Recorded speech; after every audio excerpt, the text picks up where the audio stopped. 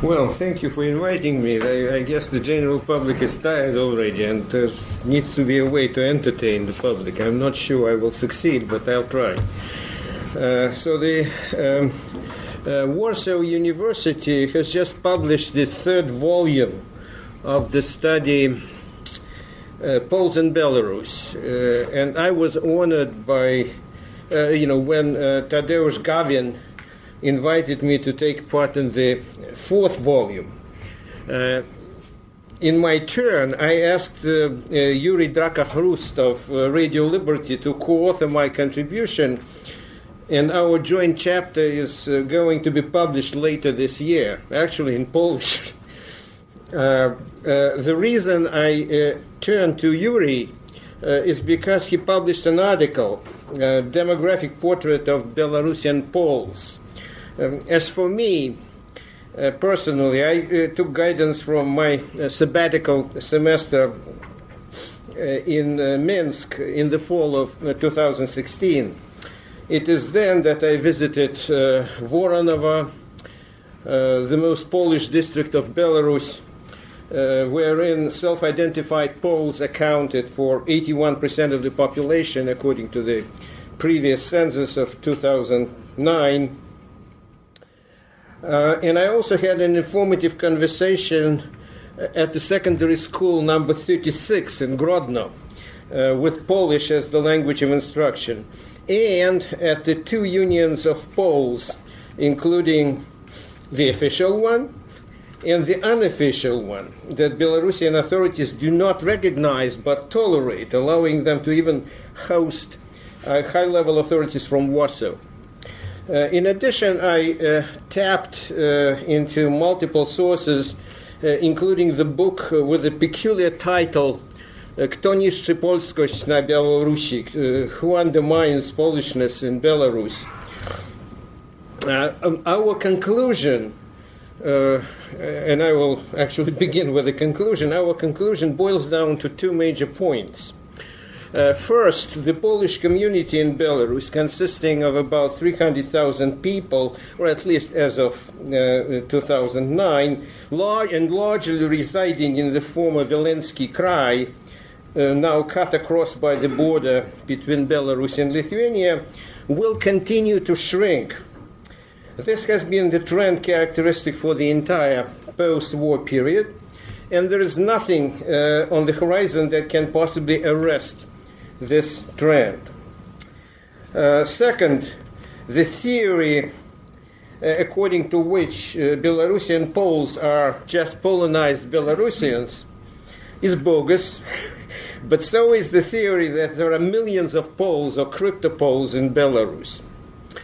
Whereas the former theory is popular in Belarus itself, the latter is in circulation in Poland. Within the remaining 12 minutes or so, I will expand on two conclusions that I've just laid out. First, why is further decline in the number of Belarusian Poles inevitable?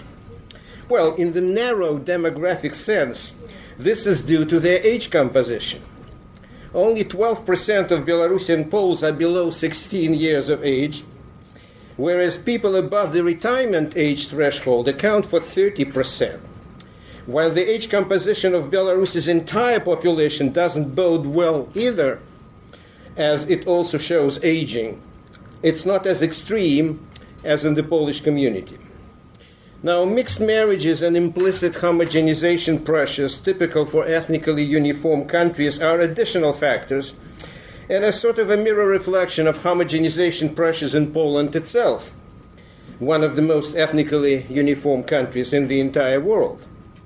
After all, in Eastern Poland, not even all the members of the Orthodox community are now identifying themselves as Belarusians. And all Belarusian-speaking Catholics, or rather their descendants, have long acquired Polish identity.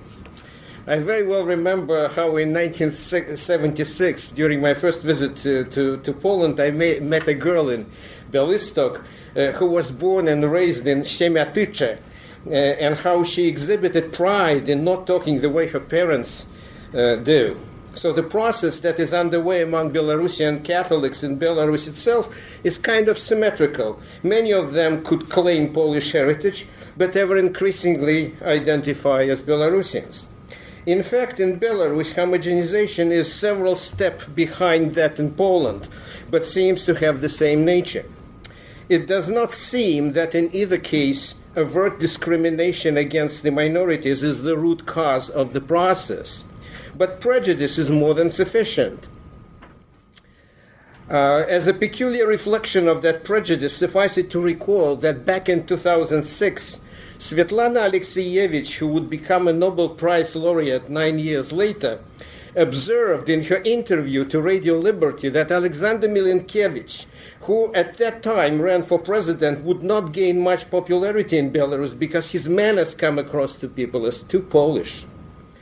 Ales Smolenchuk uncovered what he calls a vivid anti-Polish complex or bias when surveying rural folks in Mogilov Oblast, not far from the village of Lenina, where the 1st Polish Infantry Division, named after Kościuszka, sustained heavy losses in the battle with Germans back in 1943. He asked the locals about the cause of such losses.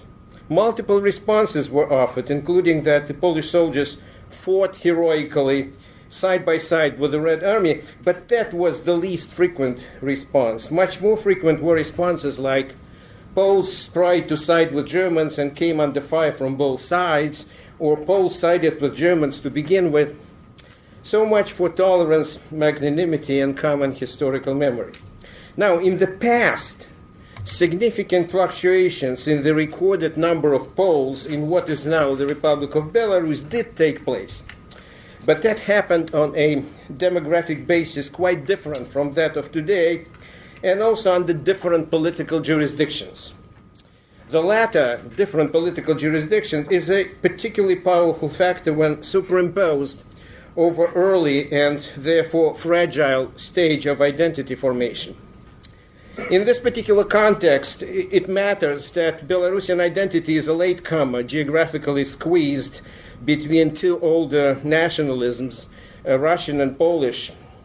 In the words of Nina Michkovskaya, a remarkable Minsk-based linguist, in Belarus in the late 1800s to early 1900s, anything that was elevated above the illiterate peasant existence, be that church, school, or officialdom, automatically became either Russian and Orthodox or Polish and Catholic. The principal problem of Belarusian history, continued Michkovskaya, has been the problem of cultural and political survival in the shadow of Russia and Poland. Hardly anybody in this audience, in this room, needs to be reminded of Janka Kupala's tragicomedy Tutejshaya. What I mean is not only the tenacity of Tutejshaya as a self-description, and not only Kupala's characters of the Western and Eastern scientists expressing doubt in the existence of Belarusian, Polish, and Russian, respectively, but also his equally satirical character of the Belarusian patriot Goroshka, permeated with Kupala's irony. The Kupala's plays dated 1922, so when back in 1897, or 25 years earlier, Russian census organizers labeled the language of 70% of the locals as Belarusian, they went far ahead of local identity formation. Why did they do so? To minimize a display of Polish influences, by all means possible. Indeed, between the 1863 uprising and that census, the census of 1897, the number of Catholics in the region declined dramatically. But following subsequent liberalization and its brainchild, the 1905 law on religious tolerance, this steep decline miraculously reversed. Catholic churches were now being built over the entire Belarusian territory, and the number of recorded Poles increased by 70% just between 1897 and 1910, whereas in the city of Minsk alone, Poles became 2.5 times more numerous, whereas the number of Belarusians declined by a factor of 4. And that was not even the last time when the Poles' numbers went up.